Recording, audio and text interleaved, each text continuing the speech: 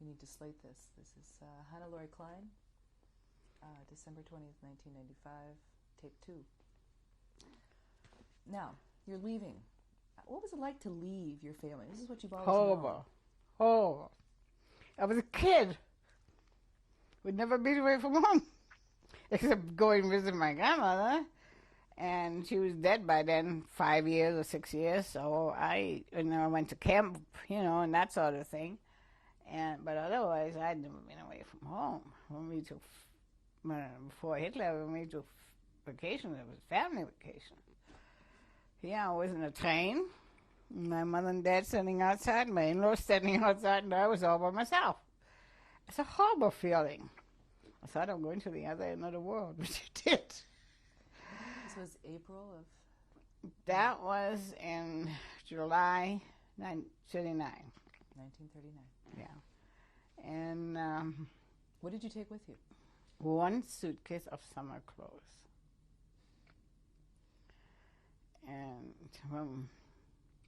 Fred was with me. We both went at the same time. And when we got to London, my cousins were supposed to pick us up, but somehow it got screwed up. London has 6 train stations, or 8 train stations. Well, we eventually found our way by subway.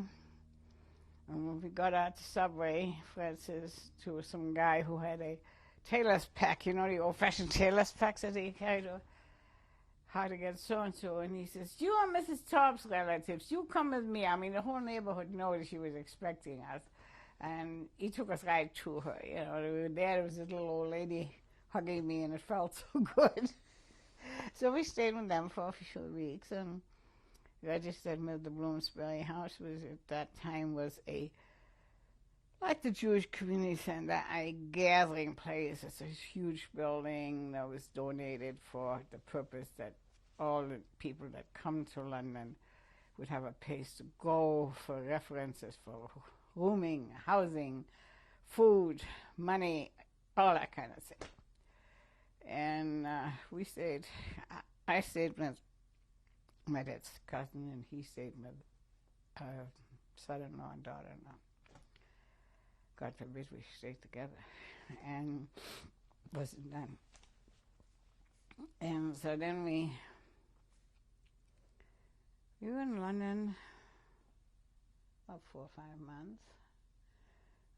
Our cousins took us all around and showed us London, which is a fascinating city. I love England, and I love London.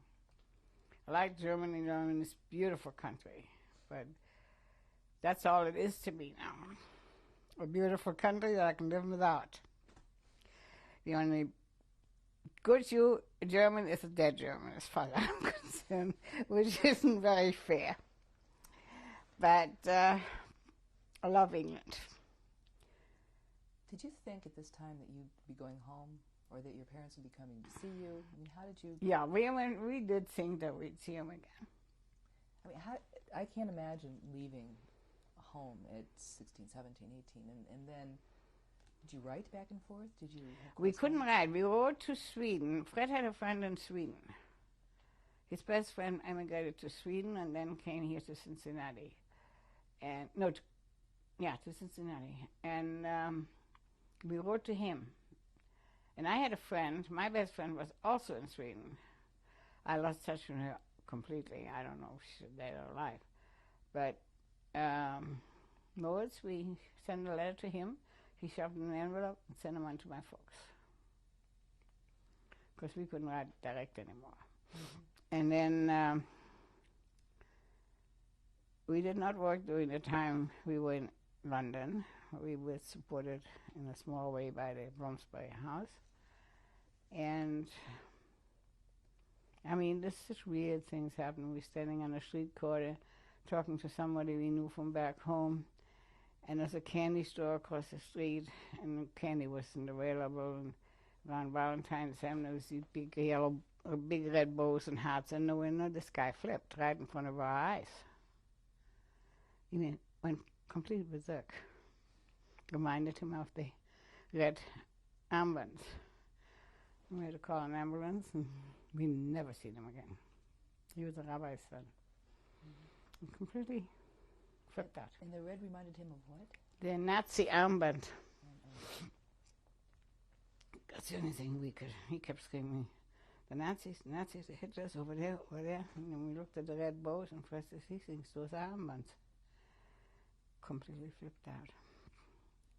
That was a horrifying experience. I mean, you think about those things, you forget, and you don't want to think about it anyway. And then we got a job in Wales. How did you do that? Well, the Bloomsbury House, the association got us a job. And they paid the fare there. And it was on a farm, on a bog farm, where you cut bog, you know. And you had to take off your shoes before you walked in. The food was horrible and sparse. And we got up at 4 in the morning. I started in the dairy and working the farm, and he worked in the fields. And two city kids, I mean, it was absolutely impossible. Then he started calling us names one day, and my husband slugged him. I mean, he was very hot-tempered in those days. And he slugged him, and we got the hell out of there, and we lived there. What kind of names was he calling you? Jews and all kinds of things, lazy bastards and all that kind of things. Mm-hmm. You had to wash. The only way you could wash and shower was in an ice-cold pump outside in the yard. I'm not going to get undressed with all the farm people running around on the pump outside. So this lasted a very short time, and we took packed our gear up, and we went into the next hay barn, and that's where we lived on berries for a while. Then we walked into town, and just about the last money we had, we sent a telegram to my cousin, Dad's cousin, and she sent us the fare, and we went back to London. So that was... When was this? That was in the 40, I think, or so. So by this time you're married? Yeah, by this time we were married. So from the time you arrived in London, which was July... We got married on the 11th of October. Mm-hmm. And then the Bloomsbury House sends you off to Wales to this... Yeah, to this place, to these horrible people. And you literally escape. We literally ran away, yes, that's it. Not escape, we ran away. We lived in the hayloft and ate berries and sent a telegram to London, and my cousins or somebody sent us the fare, and we went back. So, and then we didn't live with them. We took a small apartment, I took one room on the second floor, and he took one on the third floor. And then this old Jewish lady, whenever she made soup or something, she brought it up to us. And a little money we got from Bloomsbury House, we would, in England, you pay, if we go from here to, say, Penn Avenue, and then in Penn Avenue you pay again, you pay for certain stretches. So we would pay for one stretch, get out, walk a stretch, and get back on, so we got to my cousin's, where we had a good meal when we were really hungry. And or we buy, in London you can buy hot-baked potatoes on the stand in the streets, or hot chestnuts. So we buy a bag of that. For a dime you could get in the movies. We get in the movies, sit all day in the movies, and learn English that way, and eat this potato or chestnut. That was a daily procedure. We learned English that way. And he spoke better English than I did. And we got married in October in a new Jewish neighborhood church, and I was bedecked with my scarf, and that was it. The rabbi asked, and he walked around me, and that was the whole bit. And that was already after the justice of police. When we went to the justice of police, Fred went down the street, said to two guys, "You want a couple of bucks?" And he said, yes. They came up, and there was the witnesses. So that's what... Did you break a glass? Yeah, we broke the glass. Yeah, so we did that. And so then there was... and after that, we again got, through the Bloomsbury House, I think it was, a job in the country. Fred worked on the farm, and we had a house, and that was furnished, partially furnished. It was icy cold and partially furnished. middle of the field. And then I got pregnant, so we got a house in the village because Fred didn't want me way out there by myself. And he was starting making a little money, and we had some nice neighbors and made some friends by then, so I had somewhat of a layette for the baby. And we had our daughter. And then he applied to join the RAF and was rejected because he was German. You couldn't change your citizenship during the war. And then the agricultural something committee, you know the exact name, I don't know anymore. He worked for them. They had prisoners of war working for them on the land, and Fred met people like him, English people and Fred were overseeing this. Where was this in England? This was in Redford. Bonnie was born in Redford, and then he got a job through a friend of his when she was about maybe 18 months or 2 years old, not even that. No, she wasn't 2. She was about a year old. He got a job too for this agricultural government job. And so he rode with the van bringing our few belongings secondhand belongings that we had acquired, and he put me on a train with the baby.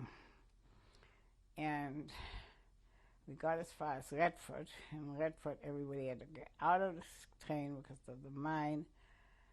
And Because of the what? It was a mine somewhere. And so there stood with a suitcase and a baby in the middle of the night. And some guy comes up to me and he says, "You have to go to the other railroad station." I says, "Where the heck is that?" And he says, "Well, I'm going to take my suitcase home and I come back for you." Dummy me, I was 19 or 20, with a child in a suitcase.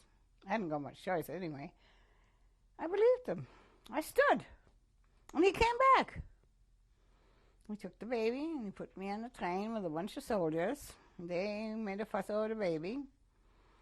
And I got to the town where I had to go, Nuneaton. And of course, the people this friend of his that I was supposed to go and they were supposed to meet me, they were there, but not the time, middle of the night. So one young soldier got off with me. And he says, "Where are you going?" I says, "I'm supposed to go to Stockingford, wherever that is." "Oh," he says, "that's where I go." Well, I says, "Let's get a cab." He says, "You gotta be kidding." So I carried his duffel bag, and he carried my kid. And we marched. It was a good 45 minutes walk in the middle of the night. So he says, "Now you wait out here till I check this out if this is the right place." Of course, it was the right place. Ed had known these people from Germany, and he had stayed in contact with them. And I was never so glad to get into a warm house than that. And what time of year was this? Bonnie was a year old. She was born in 41, so it's 42. What, in the winter? In the winter. Yeah. And the English winters they don't have much snow, but they do get very damp and cold. And then Fred came a couple of weeks later, 3 weeks later, with the van, and he had sold the crib and he had sold the buggy because there was room in the buggy. I said, "You sold my crib and you sold my buggy? Where the hell am I going to put this kid?" So we had to apply for coupons again to get the crib and the buggy. Everything was by coupon. You couldn't go out and buy anything. So my wife was born in Nuneaton, and I couldn't get in the maternity home because they were full, and I was 6 months pregnant. So I had the baby. In the meantime, I was in a department store, and some guy came up to me, and he says, you're Hannelore Schwartz, aren't you? And I says, yeah. And I says, and you're Betty's brother, my best girlfriend's brother. She was in Sweden, and he had gone to England. And of all things, he lived in the same town we had just moved into. And what was the name of this town? That was Nuneaton. Nuneaton. And so they offered that I come and stay with them and have the baby in their front room, which was wonderful. That's where I had my son. So in the 40s, in 42, in England, did you have a doctor with you when you had your son? I had a midwife. He was born with a midwife. In the front room of a friend's house. Mm-hmm. And he wasn't 2 hours old when my husband bundled him up in a blanket and took him outside and showed him to the neighbors. I had a heart attack. Now that's common, but those days it wasn't. And so then we went back to where we lived. But then we had found quarters with a single fellow, an older man who was a coal miner, retired, and when you had extra room, you had to give it up. You had to take people in. And he only used the front room and the bedroom, so there was the kitchen, the bathroom, and 2 bedrooms available. So we were quartered there. And this man worshipped my children. If I scolded him, he says, leave him alone, it's your fault, not theirs. My son absolutely worshipped that man. So, and we lived there till we came to the United States. Until 1950? Yeah. And how were you assigned rooms like that? Did you go to a town hall, to the police station? How did you find out about rooms like that? Did you just knock on doors? No. Word of mouth. You know, the family where we stayed with, they had twins and 2 kids besides that. They didn't have us. It was a temporary thing. And it was just word of mouth that there were some new people in town, in the neighborhood, and they needed a place to stay. And then, and this guy had been informed beforehand that he'd have to relinquish these for people that come from other cities that bummed out people and stuff like that. And so somebody says, go and see Bill Hodgkinson, he's got room. Went up, saw Bill, and he says, fine, he fell in love with the kids, and that was it, you know. And I brought half of my family from London during the bombing. That fella that's on this picture there, next to the girl in red, his mother wrote me a letter one day. Terry's playing in the debris, and he's got impetigo, and his father was in the army. I have to get him out of the country, out of London. I'm putting on a train to you. I got that letter at 8 in the morning. At 10 o'clock, a cab pulled up, and Terry, this little guy, pulled out, and he says, Auntie Hannah, I'm here. Yeah. So I marched him off to the doctor and treated his impetigo, which was all on his head, my turbans on his head and stuff. And he stayed with me for 4 years. And then we brought my dad's cousin, who's his grandmother, down. I boarded them out with some neighbors. And his aunt and his son, I boarded out with some other neighbors. Of course, the bombing in the east end of London was so bad. And then his dad came from furlough, and his mom came on when she had free time from the factory. So they all came down to see us, and he stayed with me for 4 years. And he made it to Amy's wedding now this spring. And whenever we went to London over the period of years since then, we always stay at Terry's. And my daughter went, my son-in-law, and everybody boards in at Terry's. And he has a big house and 2 sons now, and they came to the wedding. So, and when things got a little better than after the war, and was still rationing, even after the war. We were fortunate because Fred, working as he was working during the war in the fields on the farm, he made friends with some farmers, and we went out there on picnics and things. I took the kids and brought home a dozen eggs, a pound of butter, you know, so a slab of bacon or something like that. And so we had a little benefits then. And in the meantime, my sister-in-law and brother-in-law had emigrated from Shanghai here, And they would send us a package with some clothing and some sugar in it and things like that. What did you do during the day? Tell me, I mean, you're living in a home in somebody else's house. Mm-hmm. I kept the house. Right. With I kept that house. I cleaned that house up. Yeah. I was the one that cleaned the house. He only kept his own 2 rooms. I did the rest. I cleaned the windows in the whole house, and I scrubbed the front steps and the back steps and the rest of it. He planted his garden, and he gave us, when he had peas, he couldn't eat them all, he gave them to us, stuff like that. Did you cook for everybody?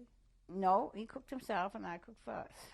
And then it worked out. The rations weren't too bad, so when he had a birthday party for the kids, he went to the doctor and got a certificate for some castor oil, and they baked the cake out of it, which was like straw, but the kids loved it, so. And what did you do with your children during this time? I mean, how did you entertain kids? Took them for lots of walks, took them for chestnut picking, took them for all kinds of different things, goofy things, There's always some. They played with the neighborhood kids. They were perfectly happy. And in the back of us was some old coal mines. And sort of a little hilly area, and they played cups and rubbers out there, They went to school when they were 5, so. And well, other than having relatives drop in, were you ever in an area that was being bombed? Oh yeah, you were never safe from the bombs. Fred put a shelter in the backyard, in the middle of his beautiful garden, but he didn't object. And we put 3 bunks in there, and we took food was in there, and a hurricane lamp.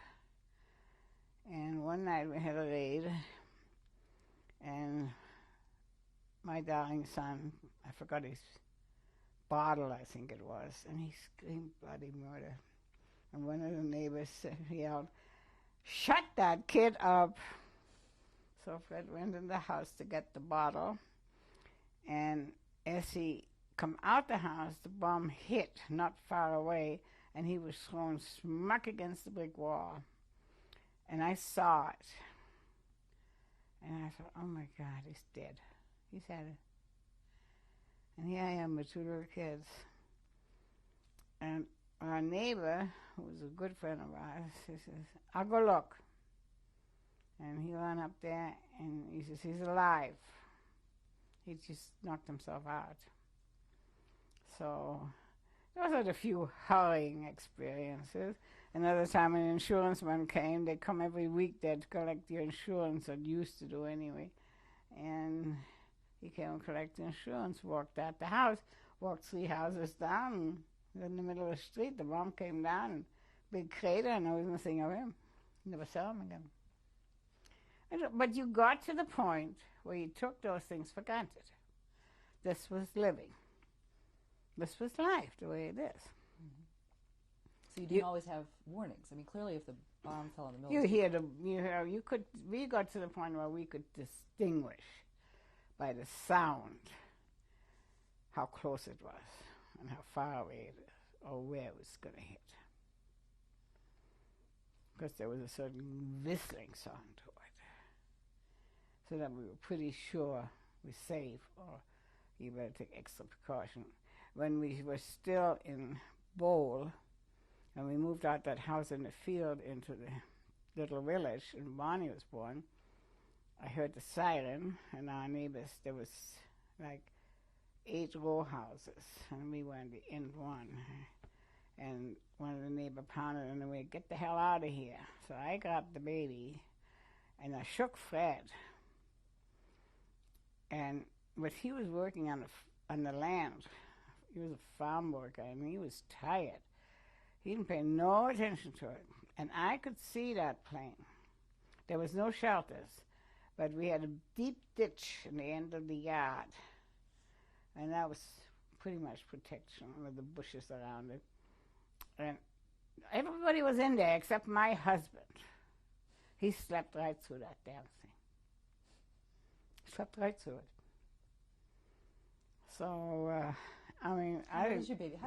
I can't imagine being in a ditch with an infant in my arms when bombs are falling. What does that feel like? You know what? It was a way of life those days. It was a way of life. You had no feeling. All your feelings was protect that child. Same as when I was traveling by myself with this tiny baby on a heavy suitcase, and a guy offered me to help me. I took it for granted that he would do it. It was the most natural thing in the world to stand there and wait for him to come back. It never even occurred to me that he would not come back and show me the way to the other railroad station. There wasn't any crime, or very little crime. You weren't afraid of crime. I'm afraid to go out. I'm afraid for my grandchildren to go out. But there wasn't such a thing. I went to London by myself, I would say about 15 years ago. We still lived over there. Yeah, maybe 13, 15 years ago. I went with neighbors in a group. But I didn't do anything with the group because I had too much of my own to do. And I would go to my sister-in-law for dinner, and I'd take the subway back, and I walk along the Thames towards the Strand Hotel all by myself, and I wasn't a bit afraid. Mm-hmm. We went to Germany, both of us, on our very first trip in 1967. That was our first trip. There wasn't such a thing as tours. You just paid full price and you just went if you wanted to do. I had made up my mind I wanted to go. I opened a savings account. I was working. I saved the money. My husband found a savings account and he says, I had the flu. I says, get me a handkerchief. He says, what's this? I says, that's my trip to Europe. He says, you doubled us by spring and I'll go with you. And he did. And we went, paid high price, but we went to England to see his sister. We went to Nuneaton to see our friends. We went to Germany, to Berlin. We went to Düsseldorf to see my uncle. We went to Wuppertal to see his aunt.